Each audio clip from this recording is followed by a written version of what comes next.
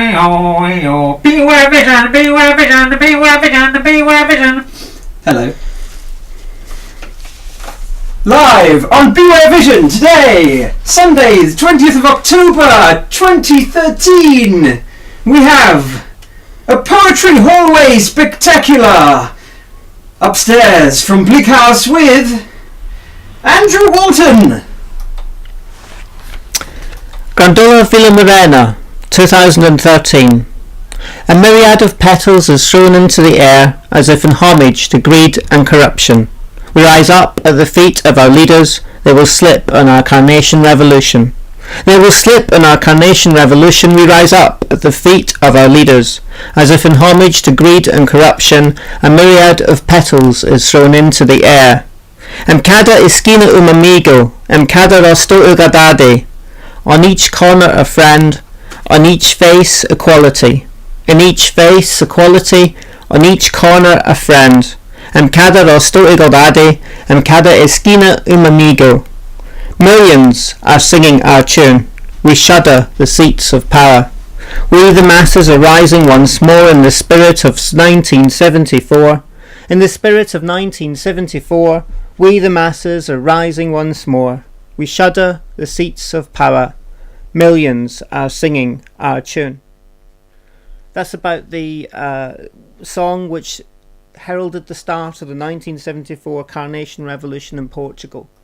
And today people are protesting around the world against inequality and against cuts that are being made. Ladies and gentlemen, please let us know if you're having any audio or visual problems. There is apparently a social stream thing on here. There's a chat window, which I'm just going to try opening.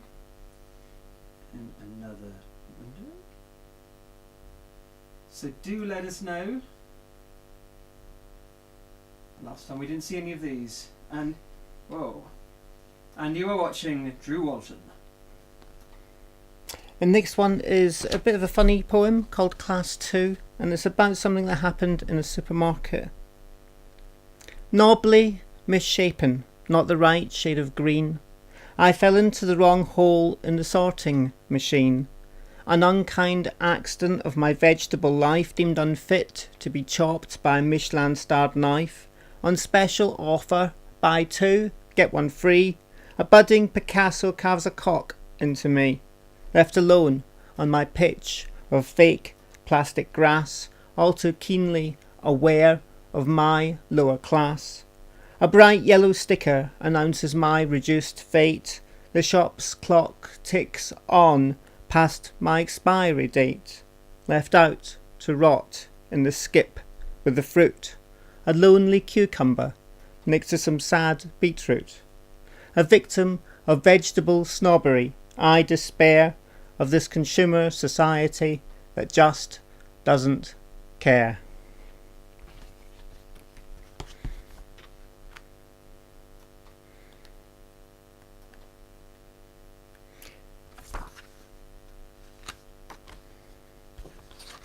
The next one is called No Laughing Matter, and it's about an incident at a comedy gig by the comedian Daniel Tosh, where he said, wouldn't it be funny if someone heckling him was raped?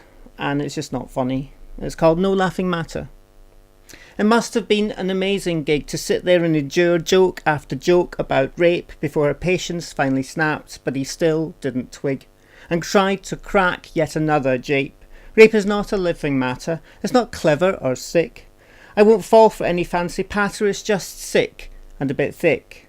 Not exactly dazzled by such acerbic wit, she thought he was just an enormous zit, a giant pustule on the face of humanity, spouting drivel verging on insanity. Let's bring down the curtain on having a laugh at others' misfortune. Why would anyone want to pay good dosh to see Daniel Tosh metaphorically at the audience over the head with a cosh? To see a comic prey on the vulnerable, those least able, shattered inside, betrayed by 1,000 blows? Why would you want to see such shows? What must she have thought, stabbed by the sexist retort? Wouldn't it be hilarious to make her feel small, to be forced once again to go through it all? Another comic Of special renown is Jim Davidson. That hilarious clown thought it funny not to perform his show with disabled people in the front row. Consign discrimination and misogyny deep into the dustbin of history. There are lots of ways of being funny without resorting to cheap comedy. There's sarcasm, satire, wordplay and puns, slapstick with custard pies and cream buns, banana skins to trip up the unwary, drunken buffoons getting leery, observational humour full of insight, inane pratfalls and ridiculous flight of fancy, surreal dadaism and mime, the subtle art of comic timing. Tim Minchin's witty rhyming, Monty Python's silly walks, Blackadder sticking forks up his nose and going wibble. Isn't that a better way to raise a tittle? Any pedants out there might know that Blackadder actually stuck pencils up his nose instead of forks, but pencils doesn't rhyme. Thank you. The next one is about what's happening to the NHS, but more serious than the last one, I think. Operating theatre.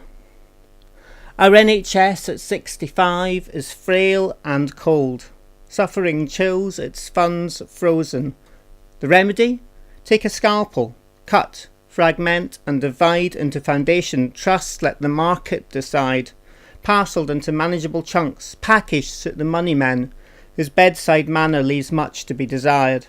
Privatised, butchered, sold out, the rich can always go to Bupa.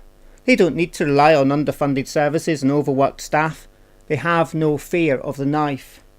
Stop them cutting into the still beating heart of our health service. Stop them privatising the wards and the nurses and the care homes. The cancer of capitalism spreads out of control. We must apply people pressure. Stop the cuts. Save our hospitals. Strike back. Next one, similar sort of theme. It's called Triple Dip and it's about the recession. It's also about yoghurt. Triple Dip. Something is wrong when the future of millions is described as if we were fruit in a yoghurt, or sticks of chocolate in an ice cream pot.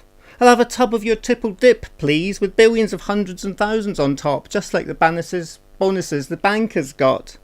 The politicians with incredible gall try to make the poor pay for it all by slashing our services and cutting our jobs. The youth go on riot, but they're not the real yobs. They're in a cabinet of out-of-touch Bullingdon snobs. And Labour, hand-wringing, apologetic, sobs that they can't afford to pay any more. Miliband's not much better, and Brown used to bore on and on about abolishing boom and bust, but the working class, we've got them all sussed. We don't need a yoghurt. We need a new workers' party to fight all the cuts and put an end to austerity. The next one is in protest at the council in Leicester. 52 Labour councillors, and they're cutting £1 million out of the homeless budget over the next couple of years, cutting hundreds of hostel places which are needed for very vulnerable people, called homeless. 200 hostel places cut, the headline screams. 200 lives shut down. Wasted dreams of a job and a flat of your own. Instead, we are thrown out onto the streets, faceless, alone, dead beats. We shiver in the cold as we struggle to hold on to dignity and hope that we can cope with the boredom and pain, feeling tired and brittle, getting drenched in the rain, facing insults and spittle, dripping onto our cheeks from the loudmouthed gob of a yob who reeks of alcohol. Just lost his job. Don't be too quick to condemn. A few pints help to stem the misery, being on the dole. The stresses of life take their toll. Isn't this the 21st century? Tomorrow's world said we'd be riding round on rocket cars, not sleeping rough neath uncaring stars. The next one is about Falkirk and New Labour and the scandal over them attacking the Unite Union for getting people to join the Labour Party, which is completely ridiculous. And it's also about the Falkirk wheel.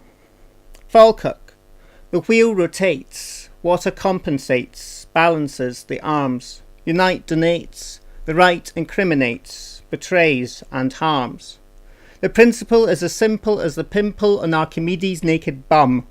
Miliband's nimble lies only serve to symbolise deceit, following the sun. Build an alternative, break the link, just think. New Labour is tarnished. Turn the wheel of a new Workers' Party to feel the union's power harnessed. And lastly, in this section, I'm going to do one about global warming, and it's called hot air, and that's what we hear far too much of from politicians. Hot air is about the threat to the environment, obviously caused by carbon dioxide emissions. Hot air. Trains trundle to and fro tired travellers. Stuffed sardines stifle and squalor, while first-class fat cats with fatter wallets relax remote from the raucous riff-raff. 600 hypocritical half-wits howl hot air against applications, altercations, arise, arrate imprecations and possible implications. Wind turbines? Not in my backyard. Motorway madness means mollycoddling motorists, searching bellicose blasts, bloated backbenchers, pork on parliamentary privilege, gigantic guffs of hot air. If only nature could be given wings, and the Earth's glacial warming measured in a 5-year term, when the barrier bursts and fetid algal slurry laps around the hems of designer suits and ruins pairs of Jimmy Choos, then, maybe, they might begin to realise. Revolt. Take power for ourselves. We should not have to suffer yet more hot air. Thank you.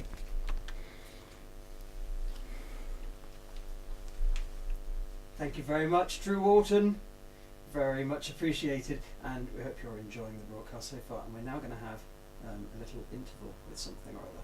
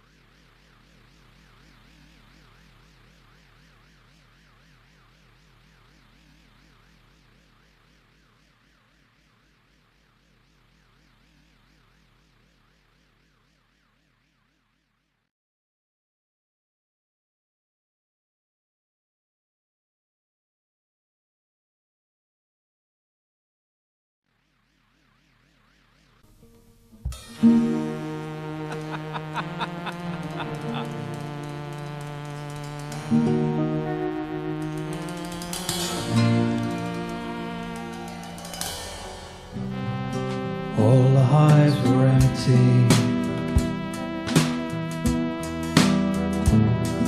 In the pepper fields, it had only been a month since they were trucked in from working the pumpkins and the blueberries. Strange there were no corpses, just a lack of bees. It was just like they vanished. Now the hives were no-go, pollination in tatters. So where have all the bees gone? Did they find the florid den to hide from humankind? It's a warning from a worker on who we all rely. But don't you know everything is broken? Work! Work! Work! Work! Work! Work! Work! Work! Work! Work! Work! Work! Work! Work! Work! Work! Work! In the house! Where the bees want to be in the house! 10,000 chemicals in the air. In the soil, the plants, in the food, the trees, in the humans and in the bees.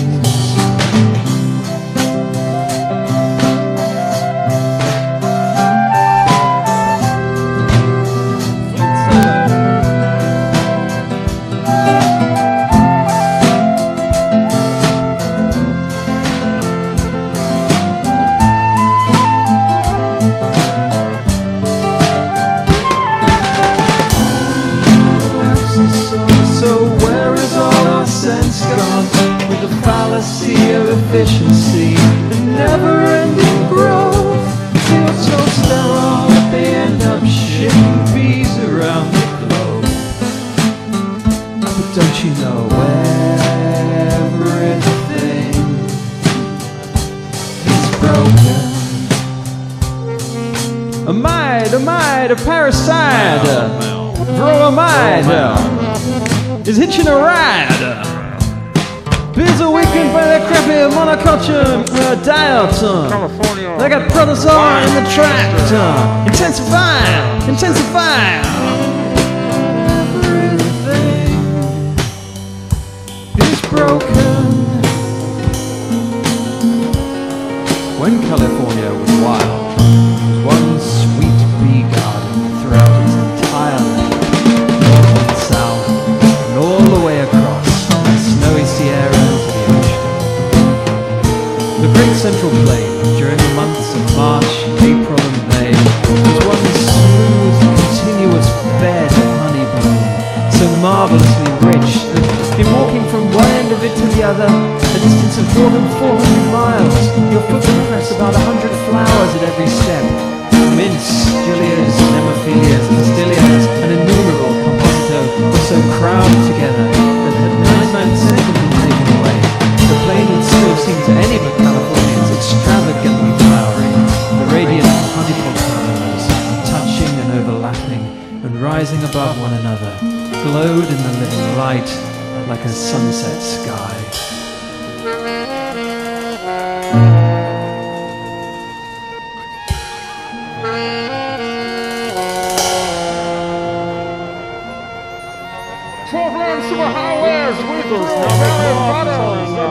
Pollination services.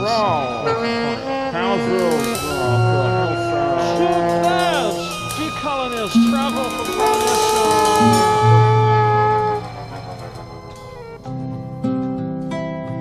The almond trees stretch to the horizon. Sure, there's rationale. They can't profit off wildflowers, so the pesky herby fungicides will kill off all.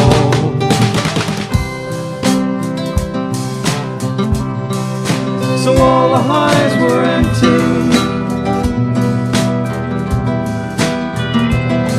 In the pepper fields, it had only been a month since they were trucked in from working the pumpkins and the blueberries.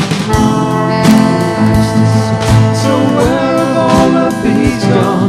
Did they slip through time? Did their warranty expire? The honeybees are working, we don't expect to tire.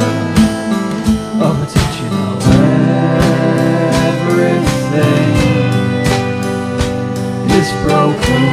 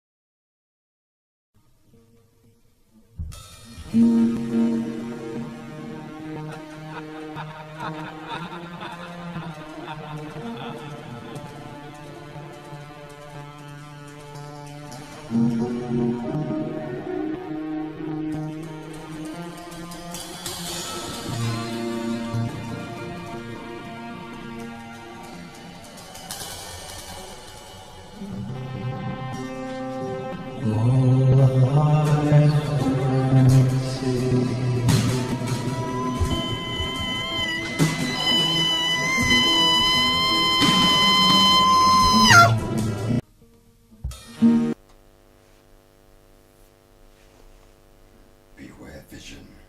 Remember the name. Remember the name. Beware vision. Honey who killed the bees. On the collective labour of millions of drones we all depend. Buzzers, labourers, toilers, spent in exhaustion they fall, all at sea. Not just sweet nectar, our whole civilization is at stake. Let's copy the bee and work to find a solution.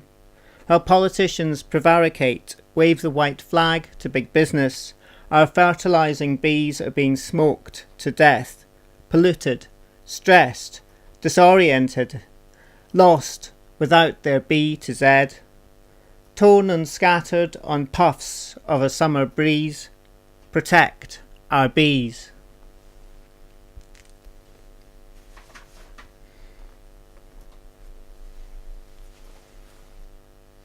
Okay. Hello. Where are we? Hello. Yes, you are today hearing poetry from Andrew Walton, and later today, am I right to think you're going to be going to a launch of a particular book, which I might have here? Have I got the right one? Yeah, that's right. In protest to 150 poems for human rights. It's published by University of London, and it's to highlight human rights atrocities around the world and to get people involved in actually fighting back for a fairer, more equal society. The poem I've got in was the first one I did today. It's called Grandola Vila Morena, about the Carnation Revolution in Portugal. So yeah, I was really pleased to actually get it published in the anthology, and thank you to Vicky, who actually told me about the competition and suggested I should send the poem in. Okay, and this is available. It's $7.99 there, published by the Institute of English Studies, and it's in protest, 150 poems for human rights. And if you happen to see this today, then the launch is from 4 o'clock today. There's a poetry slam at 4 o'clock, and the launch is straight afterwards, and it's at the Senate building, the University of London Union on Mallet Street. If you can make it along, it should be good. Okay, and as well as this, you also have your own book of poetry. This one is called Little Red Poetry. A bit of a pun there. It is just a collection of political and protest poems written about stuff that's going on in my life and things I'm protesting about locally. So it's angry, it's passionate, and it's honest and truthful, which is what poetry should be, in my opinion. And And how can they buy this book? How can people buy this book? Go to lulu.com and just search for Little Red Poetry. It's available as PDF ebook and as paperback as well, so you can get that online.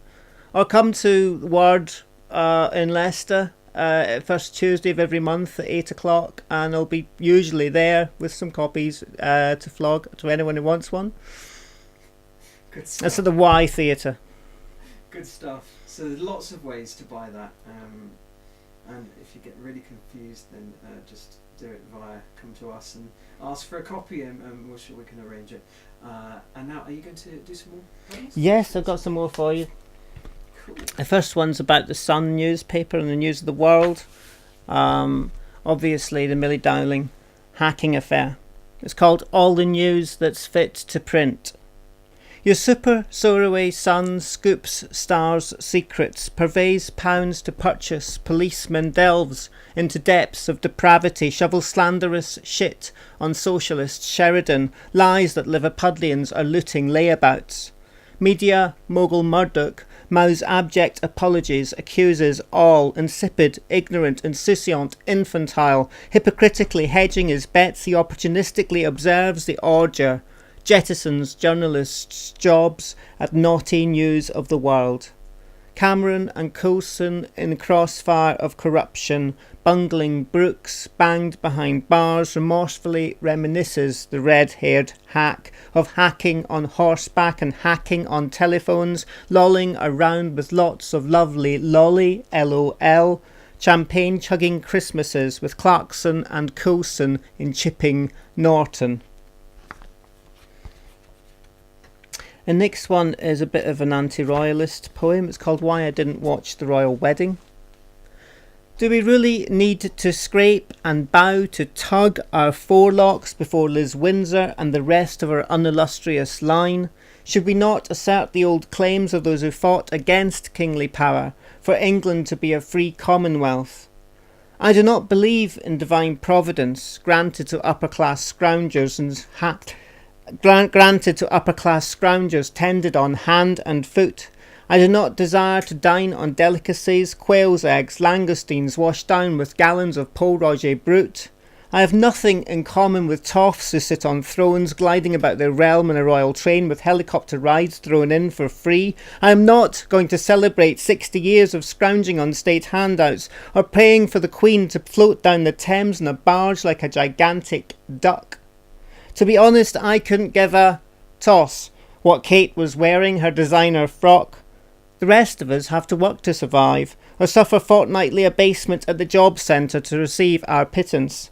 We no longer pay tithes to the lord of the manor, we just pay through the nose to keep her Madge in the style to which she has become accustomed, to uphold the tradition of the divine right of kings, which should have been buried long ago by the diggers and the levellers who stood up for their rights to plough and sow and govern themselves. And just a note at the bottom actually, while guests at royal wedding downed Pol Roger Brut and gorged themselves on canapes and 2 enormous wedding cakes, 500,000 people in Britain are reliant on food banks. The next one, similar to a poem called Leisure actually. It's called Do You Remember, and it's about childhood. Do you remember? Once as a child my days were long, we laughed and played in joy and song. A life of ease, free of care, soon passed me by unaware. All too soon life gathers pace. Do we have to keep up with this rat race? Can we not go back to a time when things seemed simpler and quieter then? Mortgages, statements, demands and bills, my ever-bursting head soon fills. Targets and deadlines numb and sanitize that feeling of innocence. How time flies.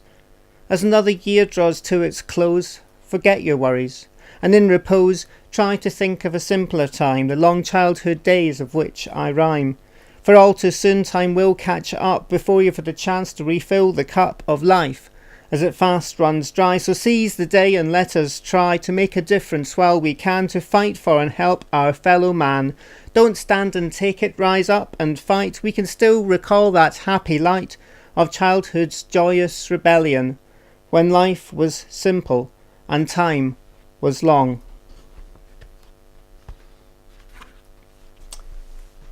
The next one is called Slippage. And it's just about the slippage between what is said and what's unsaid. Slippage. Words cannot hold the insides of our hearts. Unasked for, feelings slip between the gaps. What is left unsaid bursts out in a flood, engulfs the narrow confines of my text. Inadequate, I know, but all we have. Blindly I grope in the darkness of life, stumble to simply say, I miss you. I am left with memories of the day, sheltering in a dusty bookshop from the rain, others' words seeped from the printed page. Friendship's fallible, fragile frontline falls. Words cannot hold the insides of our hearts. And this one is to do with an argument I had with a Christian around the clock tower in Leicester, and he believed that cave paintings were actually done by baboons and that the earth is 4,000 years old. So he's basically a creationist, and this is called creationism. And it's inspired by the definition of creation. So it's creationism 1, the action or process of bringing something into existence. And then creationism 2, a thing made or invented, especially something showing artistic talent. So here's creationism 1. Why do dinosaurs not stomp around on the pages of Genesis? Are we to believe that a wise, all-seeing, omnipotent being overlooked terrifying tyrannosaurs, docile diplodocus? It's not as if they weren't big enough. If our holy books had blueprints, read not like fairy tales but like instruction manuals, welcome to the planet Earth. You are fortunate to find yourself in a water-saturated carboniferous rock, not too hot or cold, with the appropriate atmosphere. Before going on to unify general relativity with quantum physics, well, that would be impressive. Instead, we're supposed to be grateful, lie prostrate, be good, meek, mild, turn the other cheek.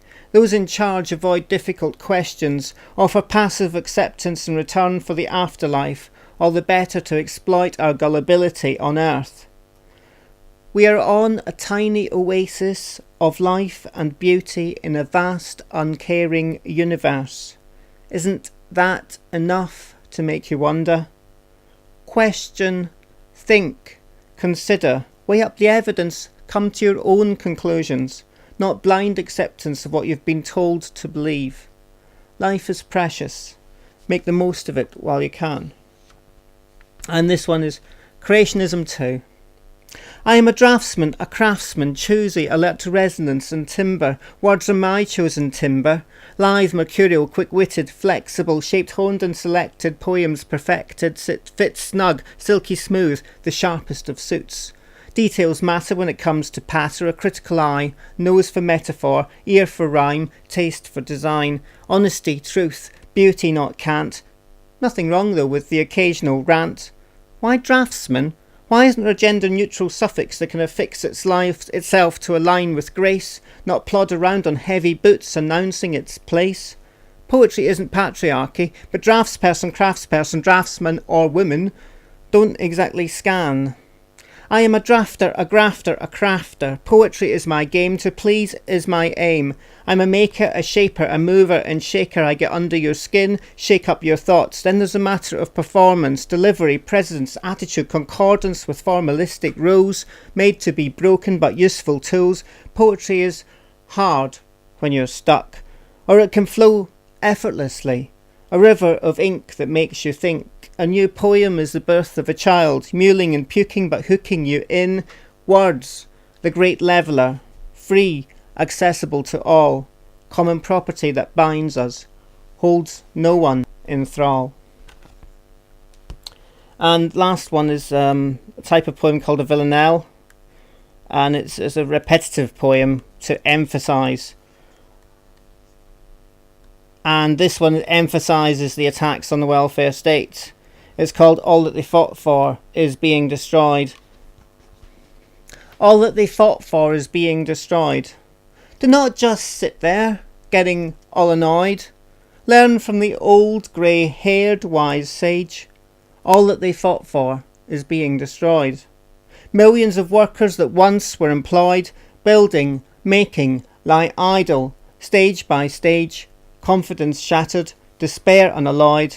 All the rights that our forefathers enjoyed, NHS, council house, half-decent wage, all that they fought for is being destroyed.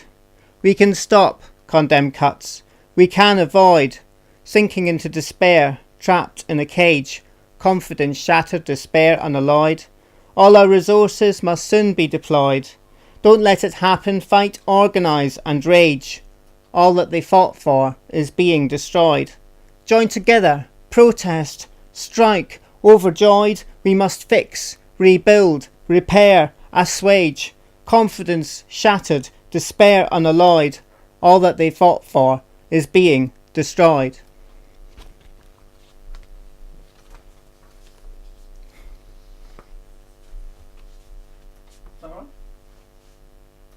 Thank you very much.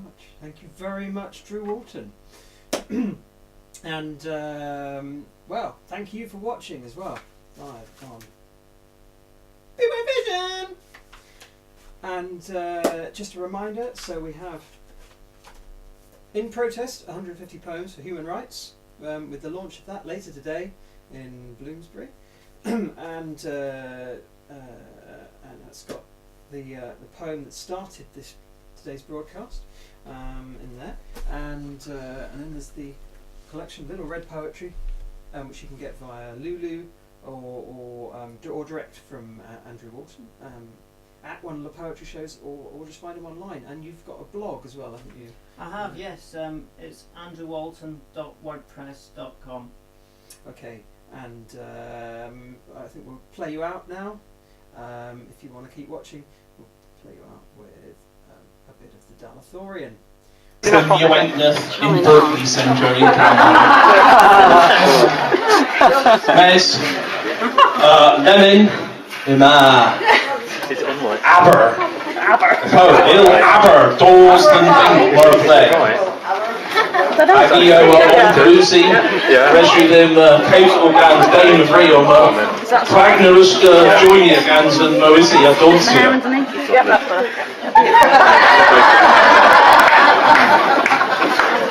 Well, I'm a kind drop of Dave, so Henry asks. Okay. Could be some more for lemon, never the tools. Bagus, free.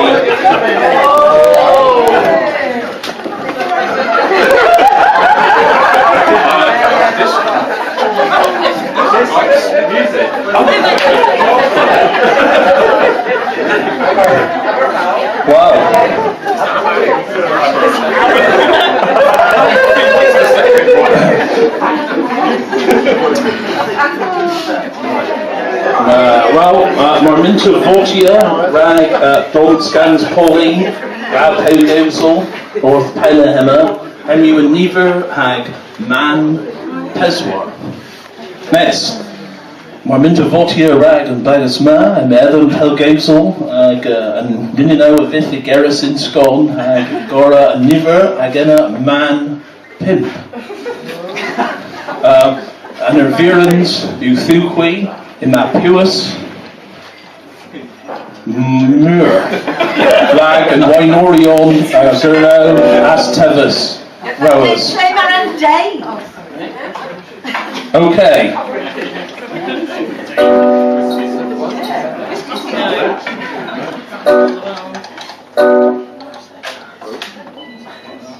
Matt Rob, I'm scratch you.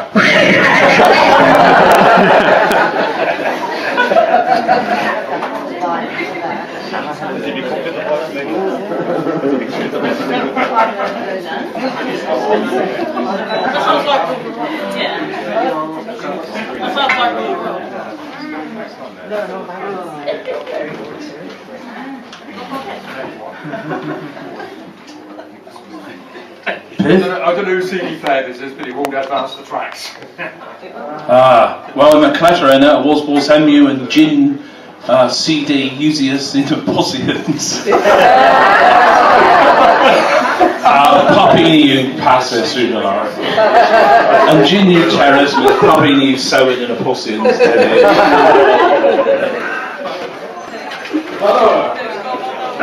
Okay, lemon, wandering ima, and diwetha bagus, and you aber, nefragwellas kings.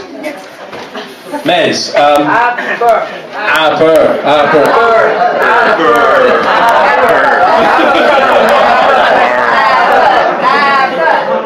Heb elo tredonic, rag cane deer, heb roll sallow, ivith, aber!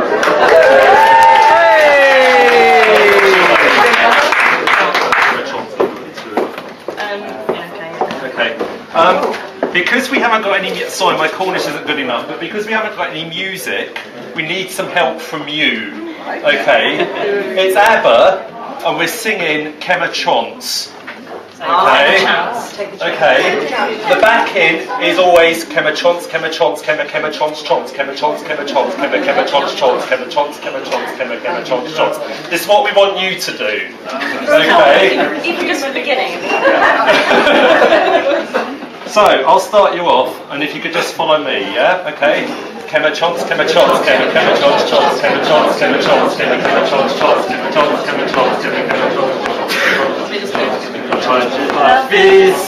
Kids all been lost, Kuppen och Franco, Kemachons swan up, Magnetic lever, them near the filma, Magnus the most important trend.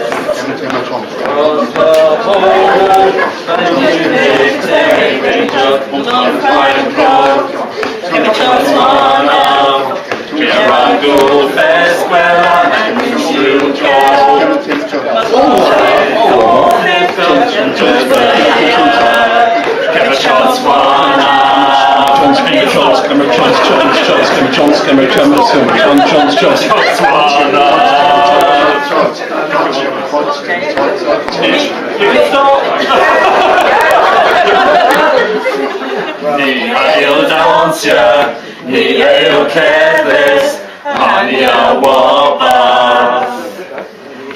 Goslo is off nino, mates and old kelso, as one anguella. Ila for the things, over inside Pevino, right to up in the field. Who see a bit heavy. Oh, neka kan Karenza, Nezi Brothers in town. Now, give a chance, give a chance, give a chance, give a chance, give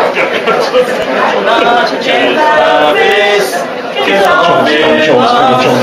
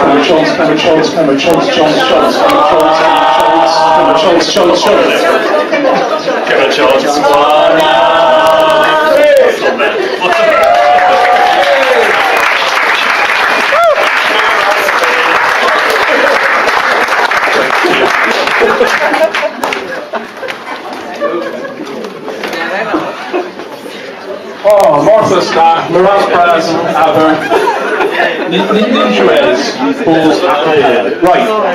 Lemon, in Edom, Asaya, Rivera, Pew, Iraq, Cavils, and Pewis, Martha's Braz.